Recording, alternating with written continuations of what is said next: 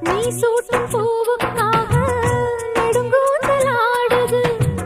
நீ வைக்கும் பொட்டுக்காக நடுநெத்தி வாடுது. காத்தாடி ஒன்னத்தானே உயிர் நாடி தேடுது. காவேரி எங்கே போகும் கடல் வந்து கூடுது.